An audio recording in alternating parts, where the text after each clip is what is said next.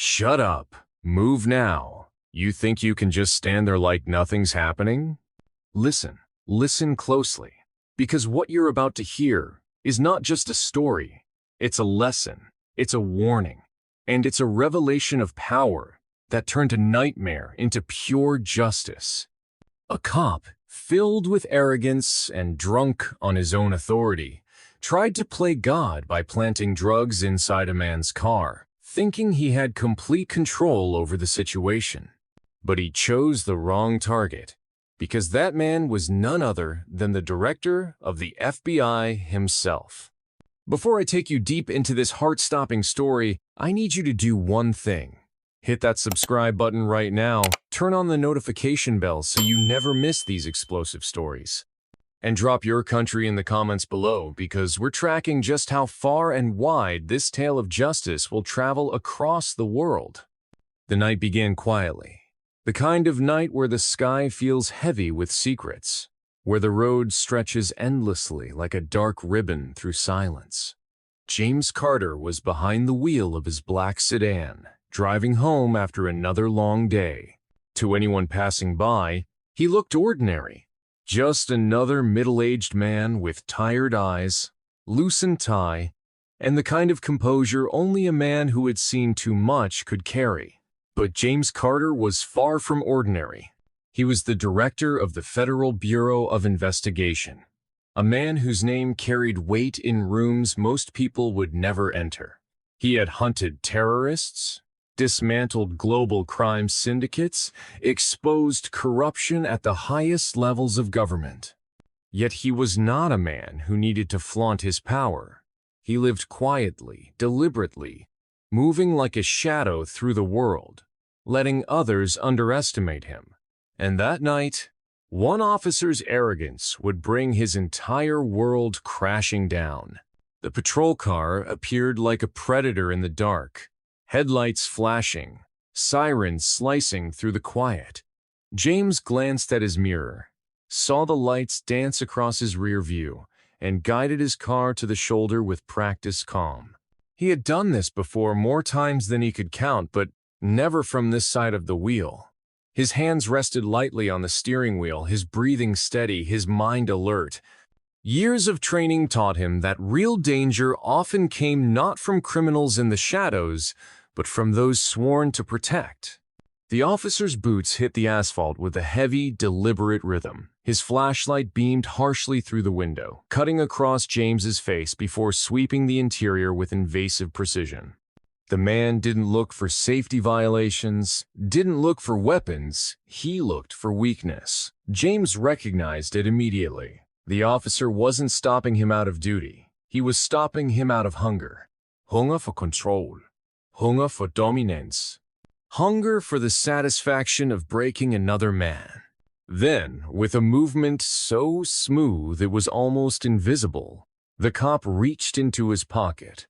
Between two fingers, a small bag glinted under the harsh beam of light. White powder inside, clear plastic wrapping, and in one subtle flick, it slipped beneath the passenger seat. To the untrained eye, nothing had happened. But James Carter's eyes caught everything. His years of surveillance, his mastery of detail, his instinct honed by decades, he saw the corruption unfold right before him. His jaw tightened, but his face stayed neutral. Patience, he reminded himself. Patience is the deadliest weapon of all. Moments later, the cop bent down, reached under the seat, and pulled out the very bag he had planted. His grin widened, sharp and venomous, as he held it up like a prize. He waved it in the air, spitting accusations, his voice dripping with false triumph. He called James a criminal, accused him of trafficking, shouted as though guilt had already been written. His arrogance filled the night, his laughter echoing in his own head as though he had won. But James stood still, hands loose at his sides, eyes calm, expression unreadable. He didn't protest. He didn't beg. He let the officer's lies grow louder and louder, because every word dug the man's grave deeper. Backup arrived. Another cruiser pulled up, headlights casting long shadows across the roadside. Two more officers stepped out, confusion painted on their faces as they watched their colleague parade the bag like a trophy. The corrupt officer's chest puffed out further, certain that with witnesses his lie became truth. But then James Carter moved, slowly, deliberately. His hands slid into his jacket. Instantly, the other officers tensed, hands twitching near their weapons. But James was calm, steady, every movement measured. He pulled out a wallet, flipped it open, and revealed the badge. Not just any badge, not a precinct shield, not a state credential, but the gold-rimmed, embossed identification of the director of the Federal Bureau of Investigation. The air changed instantly. The silence was suffocating. The smirk vanished from the corrupt cop's face, replaced by the pallor of dread. His eyes darted between the badge, the man, and the body camera, blinking red on his chest, recording every single second. The trap he thought he had laid was suddenly his own noose. The two backup officers froze, eyes wide, realizing the scale of what they had just walked into. One of them instinctively stepped back, as though distance could protect him from the fallout. The other looked at the corrupt cop with a mix of disbelief and disgust. And James? He didn't raise his voice. He didn't gloat.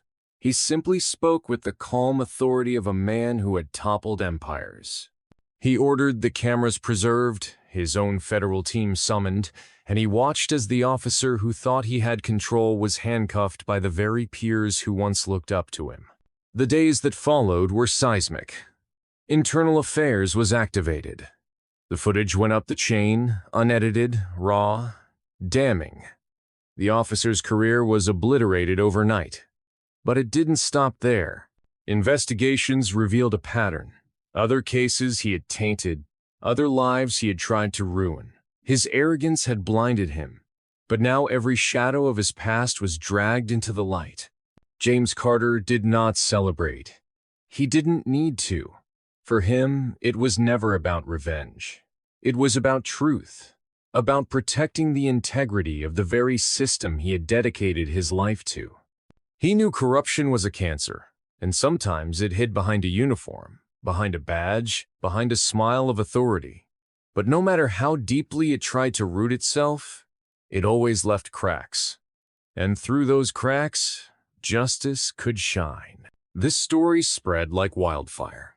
News outlets picked it up, commentators dissected every detail, and ordinary people shook their heads in disbelief.